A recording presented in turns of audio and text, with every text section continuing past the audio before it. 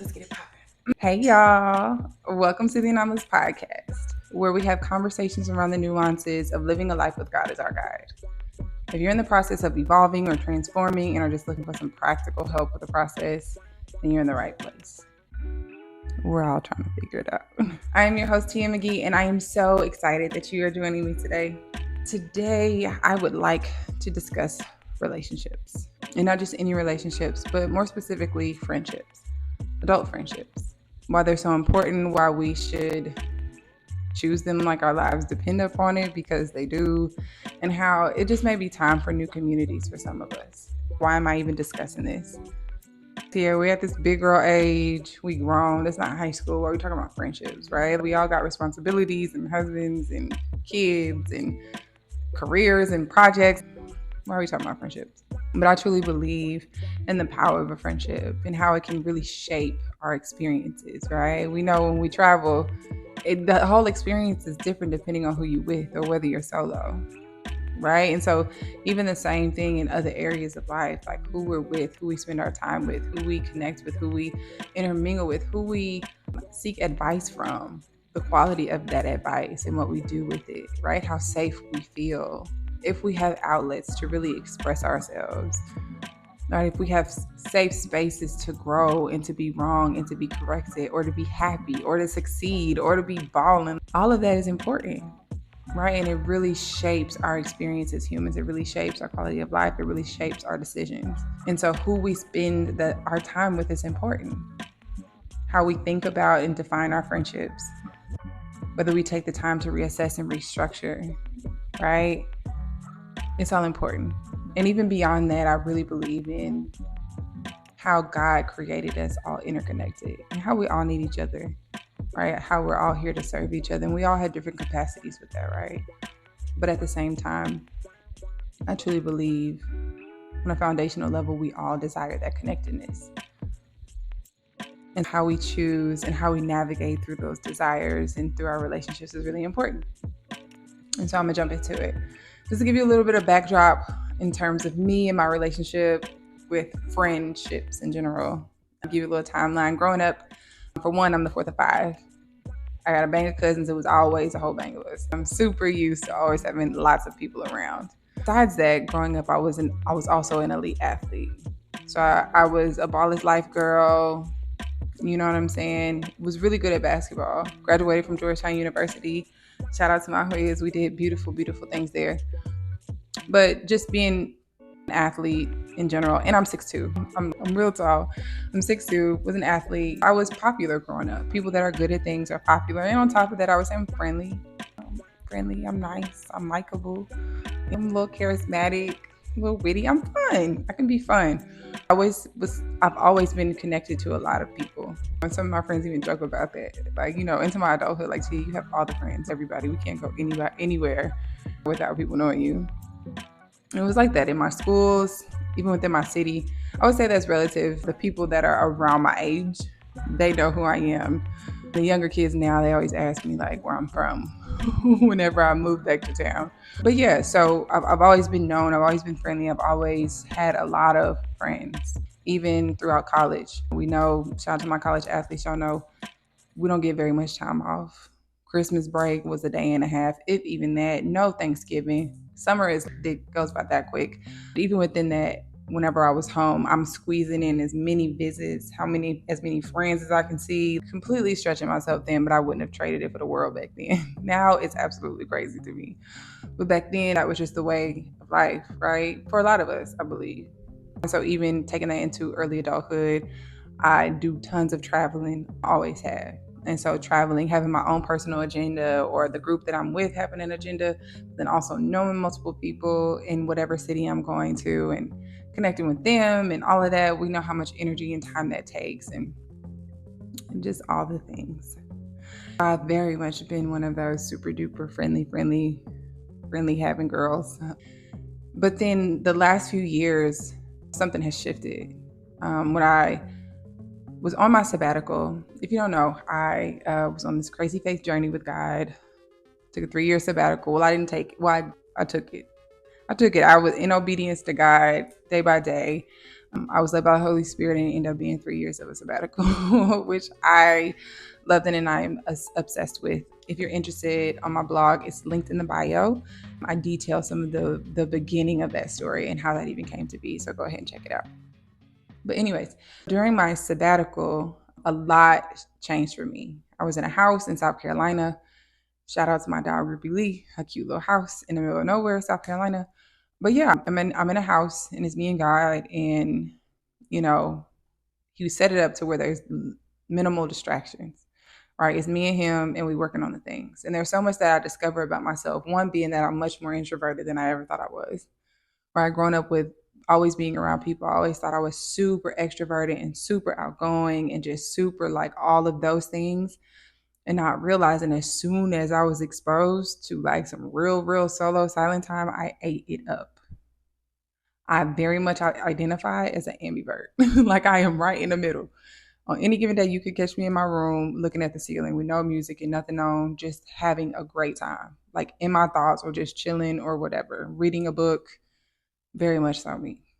But anyways, lots of things that I discovered about myself, lots of stripping down, just a lot of studying, a lot of learning God, but learning myself, a lot of digging, a lot of just like self work, y'all. You think about the depths of self work, it was the depths of self work. Okay. But even within that, it took a lot of energy, a lot of emotional, mental, spiritual energy, physical energy sometimes. And I just didn't have much for anybody. Like even those that were the closest to me, like my friends, especially my counsel, my people now, who were my people then, like, I am so in love with them. I adore them. I want to get them in the world. They're my dogs. But even them, like most of the time I didn't really have energy. I didn't have much to say. I didn't know how to explain what I was experiencing, all the things.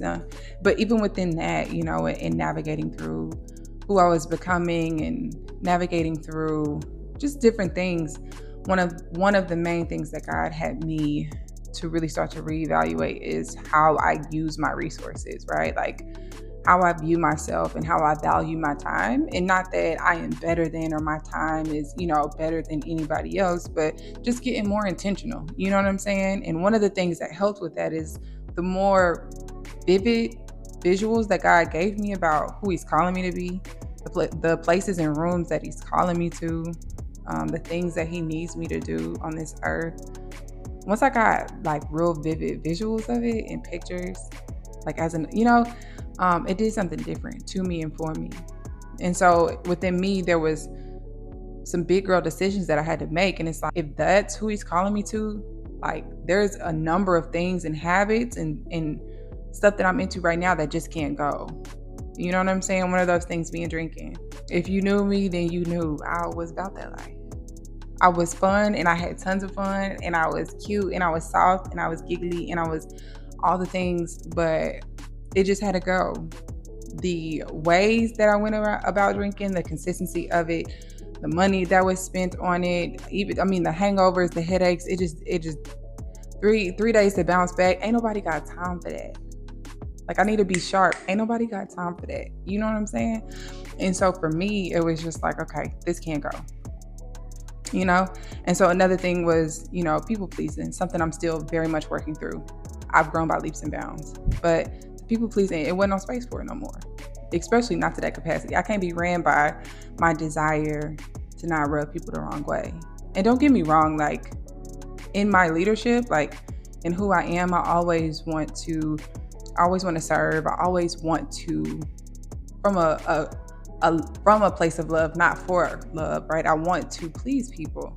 I want to encourage and I want to, increase the quality of people's lives and those type of things. But what type of people pleasing I'm talking about? The type that like run your decisions, that like make you feel guilty, like the type that, you know what I'm saying, really like have you in a chokehold. So it's like these are the places that he's calling me to, the leadership that he's calling me to. Ain't no, like I can't. So I got to get over my fear of being perceived a certain way. I got to get over, this, and that. I got to work through these different things, from my past about myself. I got to address it head on. Certain things got to happen. Right. And so those are some examples. But the way that I spend my time, getting more intentional about that, was one of the conversations that we had. And so one of the things he had me to do was, you know, change my phone number and, in some relationships and some of those different things. But it was time for me to sit down and just really redefine like friendship, right? Like, how do I even define friendship? And I don't think that I had ever sat down and taken the time to, right? It's like we go through life and, we inherit friends and we connect with people along the way. And it's like back then it was kind of like this, there's always been depth in certain relationships. I've always had deep relationships and super interconnected, like we in love with each other, like you my dog, I bust somebody over the head for you type of relationships. But then also there was tons of like commonalities or friends that just based off of we cool, we like it, we do the same things, like in proximity, you know what I'm saying? Or just those type of things. And while those relationships are cool and necessary and all of that, sometimes we don't compartmentalize relationships the way that we should, and a lot of times we will claim and give friendship energy to like an associate, or someone that, we like, but at the same time should not have a level of access to you, or you even have that type of level of access to them. Like you guys aren't called to each other's lives in that way. And so just taking the time to sit down and really restructure, it's like, okay, again, back to the vision. Like, if this is who I am, these are the places where God is calling me to, and the type of work and intentionality that's going to take for me to grow, right? For God to prepare me and do these things. It's like, if I'm spending a majority of my time invested in growing and doing the things that God is calling me to and saying yes to those things, there's a lot of things I got to start saying no to now. And within the time that I'm going to allocate to friends and to friendships and to sharing my life with people, I want to be intentional about that. And what do I want that to look like, And so leaning away from just like, the, oh yeah, we kick it, we have fun, we drink together, we da da da da, whatever, and leaning into, okay, like, is this person safe? Am I safe to grow here? Am I safe to be weird here? Am I safe to make mistakes here? Am I safe to be successful here? Am I safe to glow up here? Is this person going to celebrate me and be good with me and like, really encourage me and really be on my team and be on my side? And I'm not talking about like this unwavering, like loyalty above everything, but is this really a safe place to be planted to grow? Like, can I just be myself, whatever stage I'm in, without having to like watch what I say and what I share and make sure I look okay, because I don't want you to ask me what's wrong, because I don't want to tell you what's wrong, because I can't trust you with what's wrong. You know what I'm saying? Like, and I know like everything isn't for every relationship. That's not what I'm trying to say. But overall, you get the gist of what I'm saying, right? And so safety is one of the main things.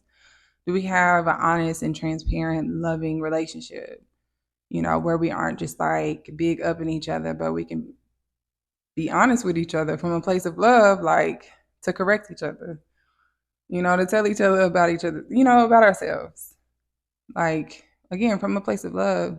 Because sometimes what we are needing is the perspective of outside people, people that are really close to us, or even just a couple steps away, that can see our blind spots and see the behaviors that we don't see, or see the patterns that we don't see, or, and I've had many of those moments. Years ago, I couldn't have been able to handle it, Lord. I probably would have just melted to the ground, but it's like, even the ways that our relationships have evolved and the ways that I've grown, I'm experiencing our friendships, or my friendships, grow in a way that we're, more honest and more open and looking for that type of advice and guidance, and can trust each other in that way. And it's just beautiful, So, and so safety and honesty. Like, are you praying for me? Can God talk to you about me? Because I'm going to be talking to God about you.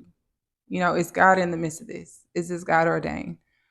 Because that is something that is so powerful. When I talk about my sabbatical, I know for a fact, had I not gotten really intentional, as soon as like it really started hitting, like, okay, we out here in the deep.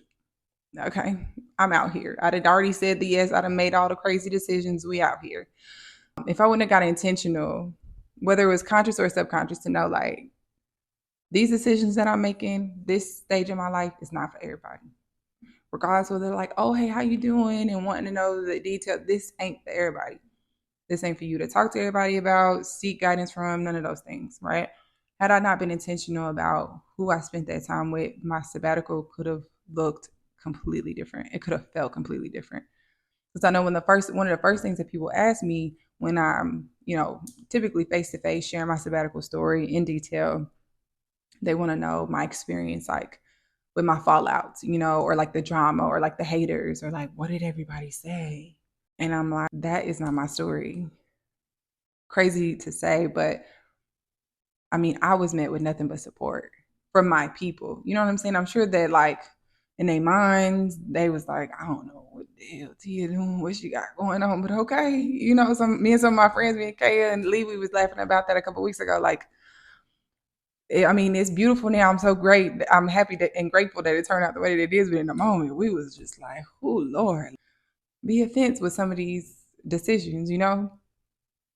So yeah, they went maybe like, they questioned some different things, but at the end of the day, they respected my relationship with God and they prayed about it. They prayed for me and knew that what I was about. And so I was met with support, like from all avenues, emotionally, spiritually, with space, financially, all types of things. And so it's just, anyways, I'm bringing this all around to say, and encourage us all that it might be time to reassess or even get to a place where we're defining or redefining, like, what do I want my friendships to look like? Like, do my relationships make sense? Or even paying attention to how we feel when we're around people, right? Like, this has been my friend for 15 years, but do we even go anymore? Like, are we forcing this relationship or this situation and we're both growing in two completely different directions now? Or am I in these beautiful friendships, but I'm not allowing, the shifts in our lives and the ways that we're evolving and the different responsibilities that we have. I'm not allowing for our time to kind of restructure in a new way, or the ways that we spend time together or what our friendships look like or the things that we connect over or, whatever.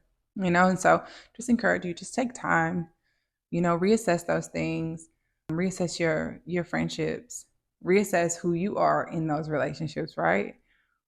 It's all super important. And then the last point is I just want to encourage, there's a group of us in this conversation that we're like on the cusp of like this next level, right? We're on the cusp of a shift. We're evolving, we're transforming, we've been preparing. And this is regardless of whether you have a really dope set of friends that you love and God has you surrounded with, or whether you're a little bit iffy about your relationships, or whether you just feel completely isolated and alone.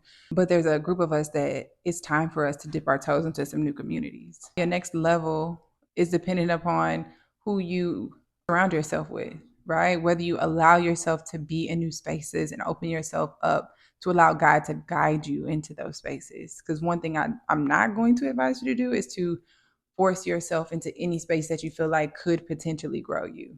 That's not what I'm saying. But a new community and being open to being the little fish, you know what I'm saying? Potentially being, in a space in a community where you don't really have too much to offer the people that are there. It maybe it's just your role to receive, to sit back and learn, you know what I'm saying, to soak it all up, to be a student and be good with that, to be in that vulnerable place of like not really knowing what's going on, but knowing that this is the room where God needs you to be, that God is going to guide you in how to do the things and how God is going to guide you to do the jobs or to figure the things out, right? That if you just stay in it, that is going to start to click. For some of us, it's time for new communities. We're still going to nurture, of course, like our friendships and those type of things, but it's time to, you know what I'm saying? But anyways, that's my little 2 cents. I hope it was encouraging to y'all.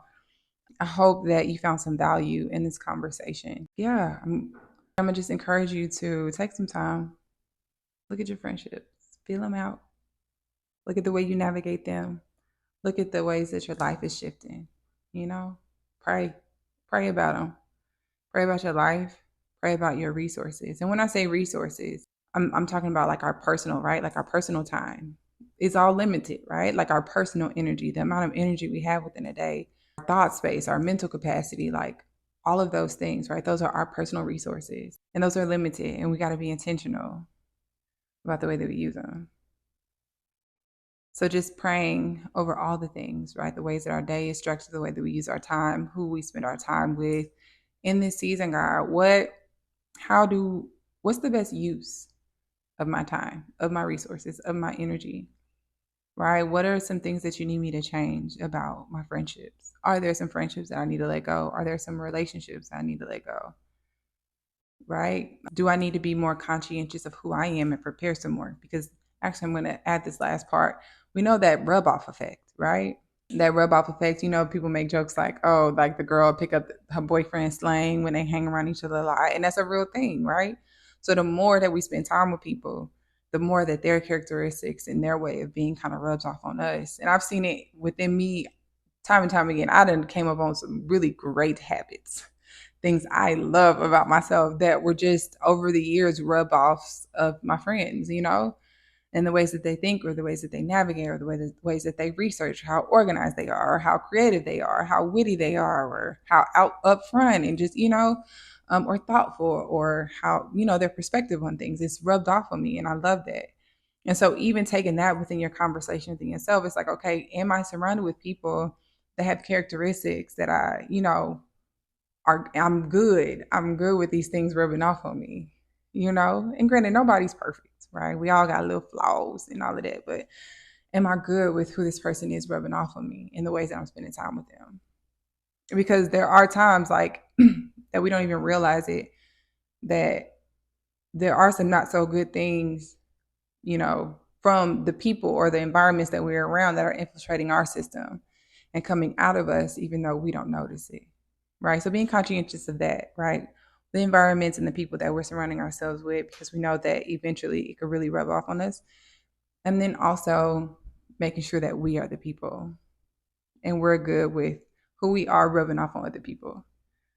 Because one thing that I have been praying about and I've been super intentional about is looking at myself like when people come in my presence, I want my habits and my ways of thinking, my ways of being and navigating and the way, all of that. Like I want it to be a good experience and a positive experience for them, and not just fun, but impactful for their lives. So if people come in town to visit me, like I want them to leave better than the way that they came. You know what I'm saying? Like my habits and my ways of structuring or whatever to be something good and positive for them, And so even checking ourselves, like, am I the type of person that people want to be around? Am I the type of person that is helpful, that's good? It's not, you know what I'm saying? It's not like a bad or a drag or dang, it's going to take me forever to bounce back, once I leave this person type of thing, So anyways, that really was my last little tidbit. But thank you guys for joining in the conversation. I hope that you found some value in this. If you have any comments or anything you want to share on the topic, any perspective or ideas or any questions or prayers that you feel like would be helpful for anybody that may be in this process, in any part of this process, then go ahead and drop that in the comments. Feel free to, of course, to always send me a message. My DMs on Instagram are always open. That's linked in the bio. If you're listening on Spotify, you can always send me a voice note. Love those. Okay. So just like, comment, subscribe. Okay. And make sure I don't forget that. The more that we engage, the more it sends it out into the algorithm and it can land on somebody's timeline that needs to hear it. Okay. So just count your like and your subscribe and your comment as an act of sharing. Okay. Sharing love, because it's going to land on somebody else's page that need to hear it. Okay. And then of course you can share it too. Right. Send it right directly to somebody that need to hear this. Okay. I'm done, y'all. Thank you again. I really appreciate you guys. Until next time. Love you. Bye.